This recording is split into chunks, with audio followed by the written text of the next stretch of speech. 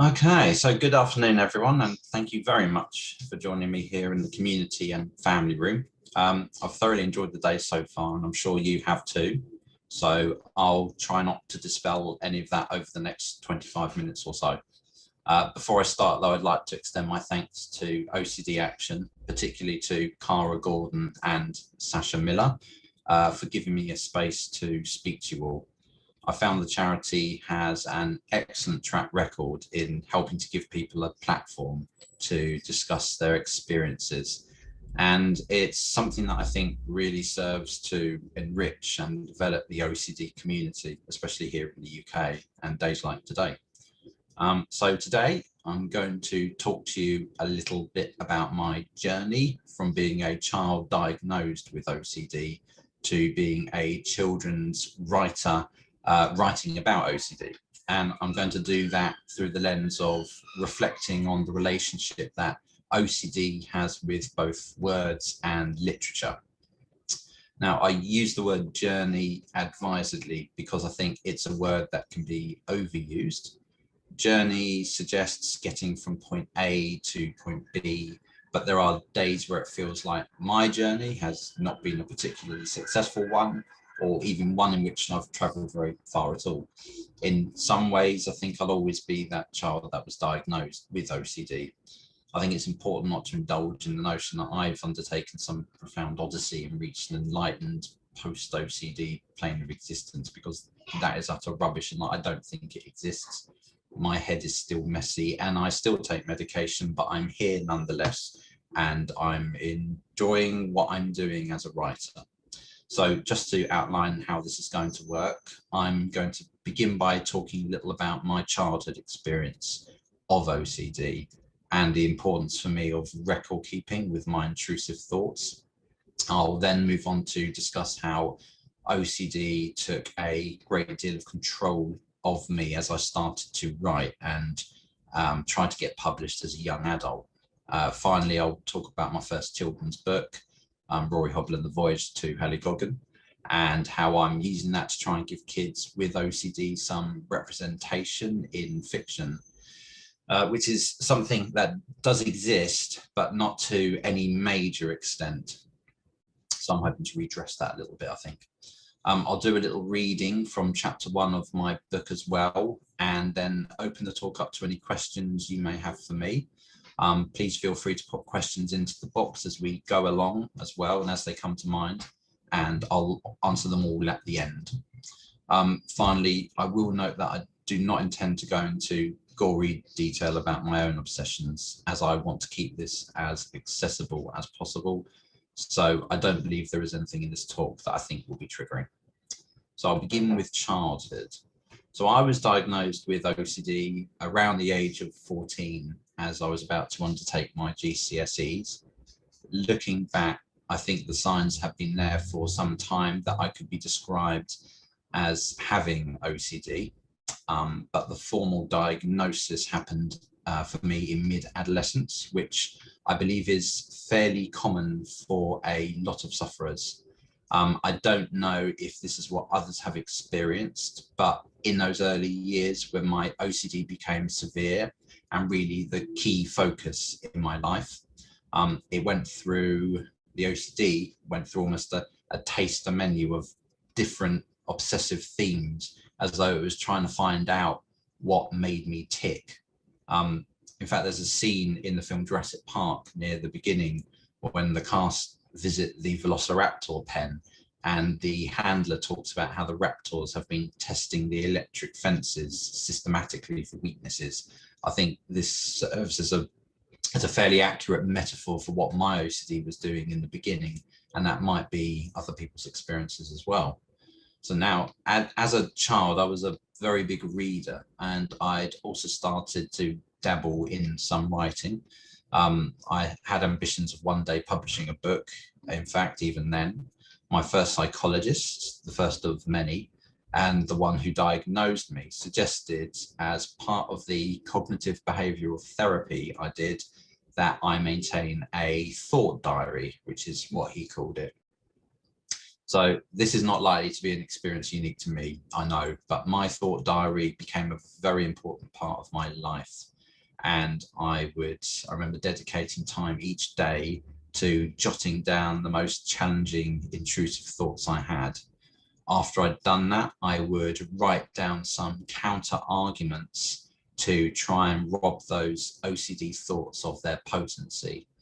The simple act of writing out the thoughts was like shifting this narrative that OCD had constructed out of my head. Reading some of these thoughts on paper was empowering because it allowed me to start trying to disconnect them from myself. Sharing them each week with my therapist also encouraged me to see them as ridiculous. And this experience of reading them with someone else was very powerful indeed. It was a bit like that scene in, I think it was the 5th Harry Potter book, The Order of the Phoenix, when Dumbledore and Harry are using the pensieve to extract and explore Dumbledore's memories. I don't know if that's a description that might resonate with some of you, but it did feel a little bit like that. It was while doing this exercise with the thought diary that I started to see OCD as a storyteller. Now, as a storyteller, it is incredibly convincing. The OCD is incredibly convincing in the narrative it creates inside your head and what it can make you believe.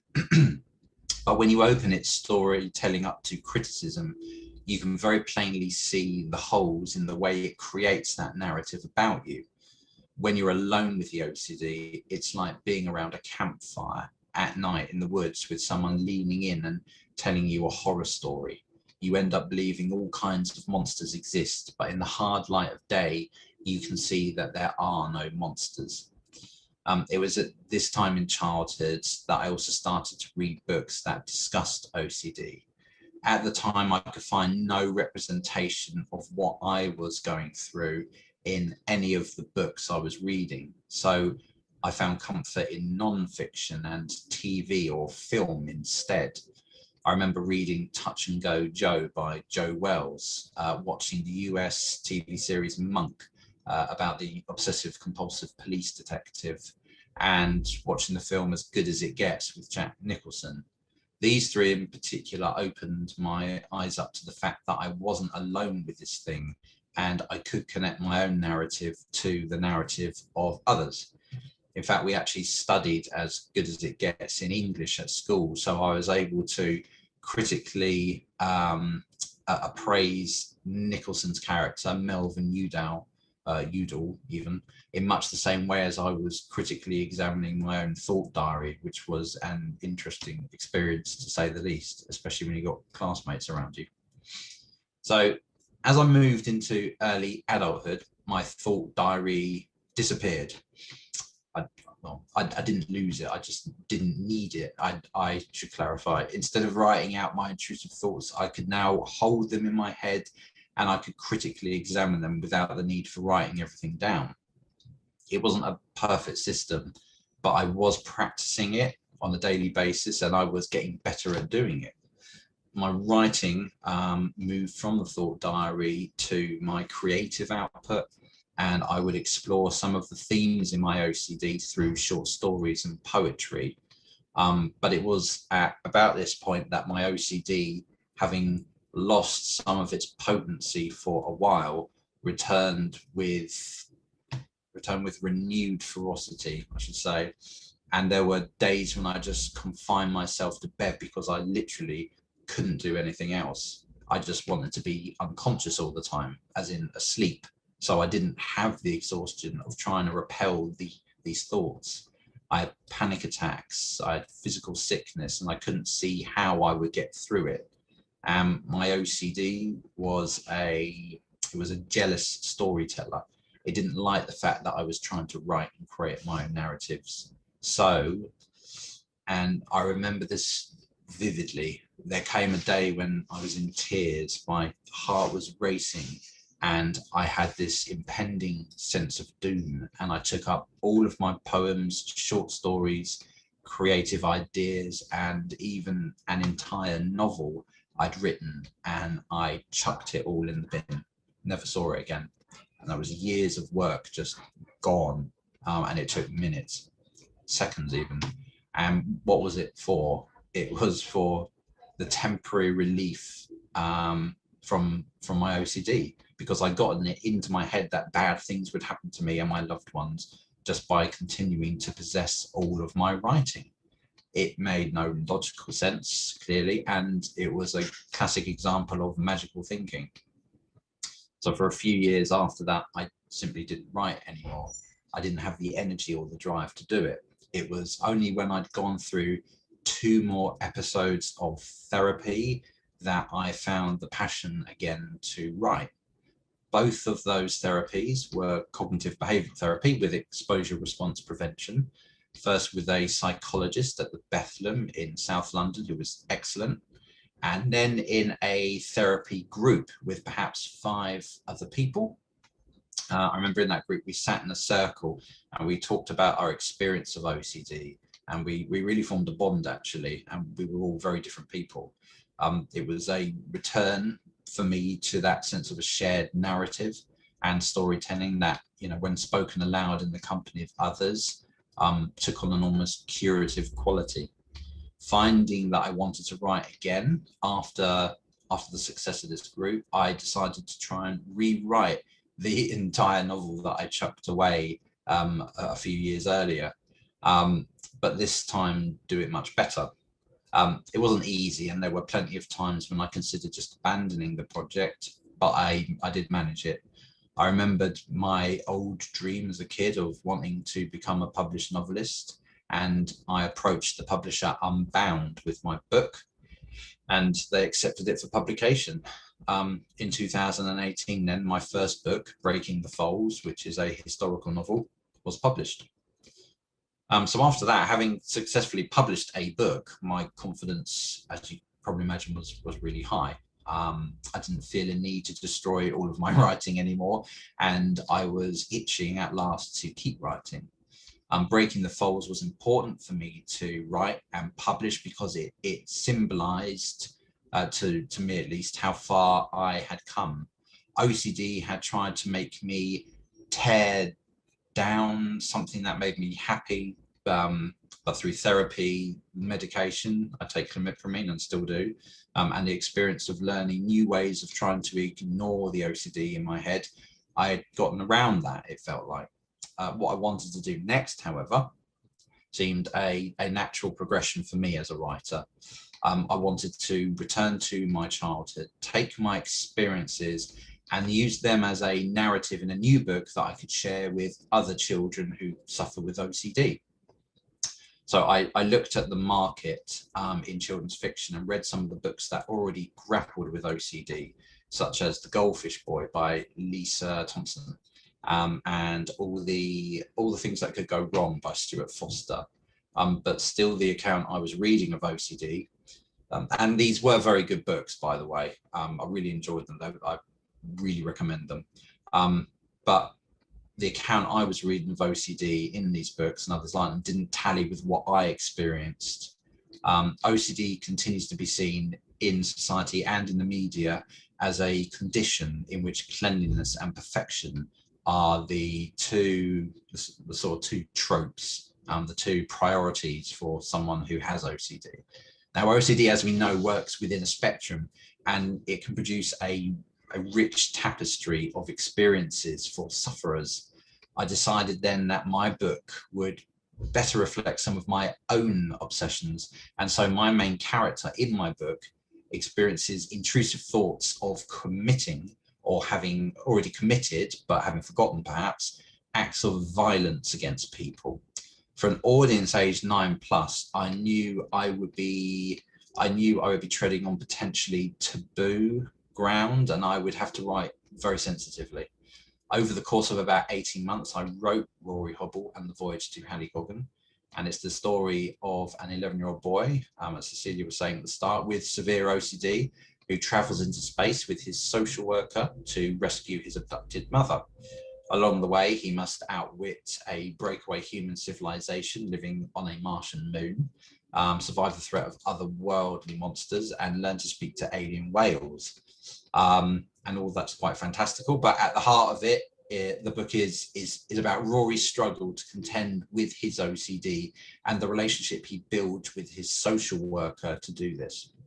So getting it published was a challenge. I approached Unbound again because they were the ones who published the book Pure by Rose Cartwright, which I'm sure a number of you will know about, if not from the book itself, then from the Channel 4 series that was based on it. Now, the thing to know about Unbound is that it is a crowdfunding publisher. It took me a year to fully fund Rory Hobble and the Voyage to Haligogen, but in that year, I became part of the OCD community, especially online, and met some incredible people, connected with even more incredible people, and developed a relationship with OCD Action, who have been so supportive of my work. And I will be donating a percentage of all my earnings from this book to the charity in perpetuity. My aim is to get this book into as many schools across the UK as possible, so children can cheer on a hero their age with OCD and perhaps learn a little bit about the condition as well. Essentially, I also want children with OCD to have what I never had as a kid, which is representation. The chance to connect their own narrative, their own story to someone else's, even if it's someone fictitious. But of course, Rory Hobble isn't completely fictitious because he, as a character, only exists as a result of my own story and my own experiences. So to help spread the word, so to speak, I'm working on a project with OCD Action, which will see us try to get a support pack about OCD with the book included into an initial 100 schools later this year, with me doing a series of talks. So there are a lot of plans for. Okay, right. What I'd like to do now is to read the opening of Rory Hobble and the Voyage to Haligogen, as I think it fittingly captures what I've been talking about today for the last 15 minutes or so. And I hope you enjoy it. Excitingly, the book's out on the 8th of July, but I actually got my author copies through today. So I opened that up not half an hour ago. So I'm going to be reading directly from that. So we begin chapter 1, The Intruders. It was a sharp November night in South London when 11-year-old Rory Hobble spotted something impossible in the sky. He dropped his binoculars, glancing at the bedside digital clock, which projected an eerie red 23:38. The only sound was the occasional yell of his mum on the other side of the bedroom they were forced to share in their tiny flat as she struggled through yet another bad dream. Shuffling over the bed, he leaned his arms into the chill windowsill. Far, far below was what seemed such a little world, barbed in shadow. Unfastening the latch, Rory pushed the window open. The bedroom warmth depressurized into the night and replaced with the wind's bitter breath. Goosebumps assembled over his skin like inverted meteor craters.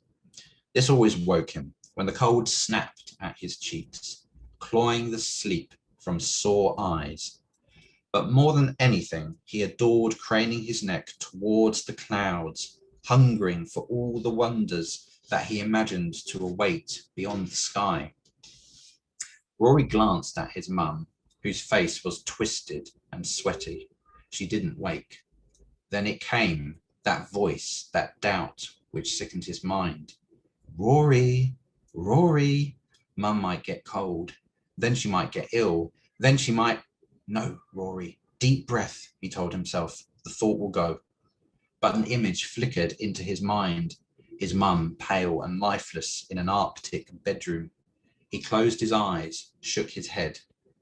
After several controlled breaths, the thought, the voice faded into the background.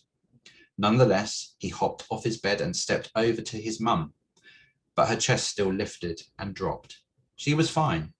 He knew that deep down. In sleep, though, she looked vulnerable, a far cry from the daytime carnivore he knew her to be. He crept back across the floor, careful not to stand on the creaky bits he'd memorized and avoiding the wire of the tatty, oil-heated radiator. From under his bed, he dragged out the thought diary, where he jotted down all those peculiar thoughts that filled his head, all those thoughts that he got and normal people, or so he saw them, didn't. He had been advised by his last head doctor to write out every fear and every doubt that filled his mind, assured that it would help him to see them for what they really were: farce. It was a nice diary too, leather. So he opened the pages. Moonlight helped him guide a biro through the dark. I was scared Mum would die of hypothermia because I opened the window at night. Okay, it was only a 4 out of 10 on the anxiety scale. The thoughts were always weaker when he was tired, and Rory was able to offer at least 3 rational responses to counter the discomfort. 1, we don't live in Antarctica, so it's not that cold. 2, Mum is sweating, so she must be feeling warm. 3, even if she did die tonight, it wouldn't necessarily be because of the cold. It helped a little. Before long, he was back at the window, but the voice would not be quiet. Rory, Rory, Mum might get cold. Then she might get ill. Then she might... No, I'm keeping it open, Rory resolved. Rory, Rory. And as the voice finally faded, Rory once more turned his attention to astronomical matters. Above the roughing dogs and mechanical tide of distant cars, there was the sky, his sky.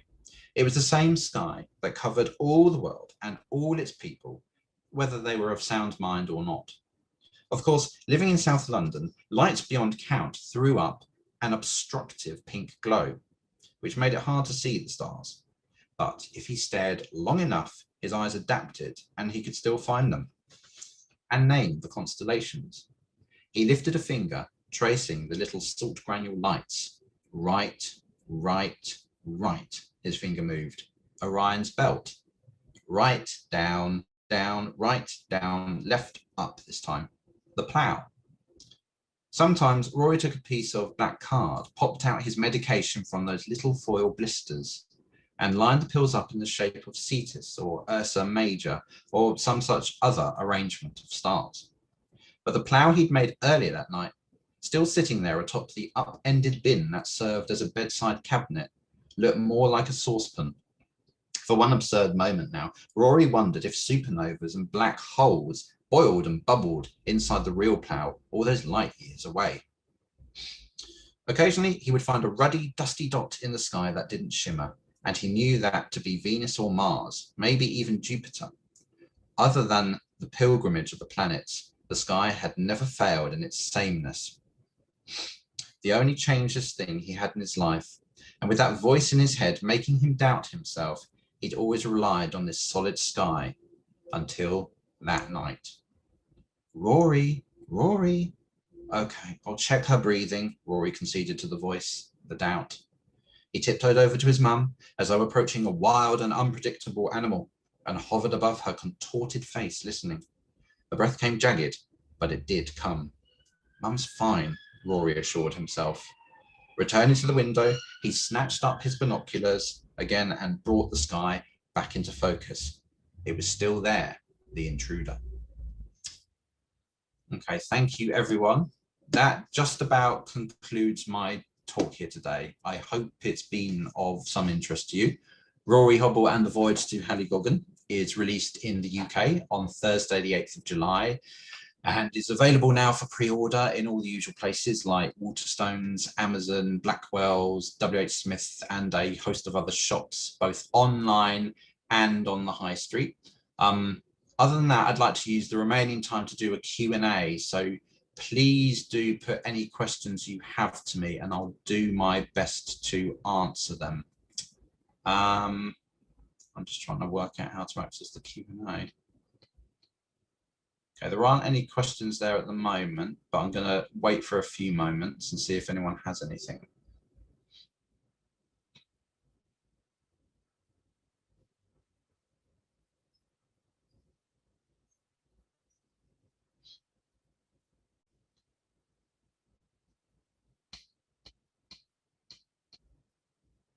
No, okay.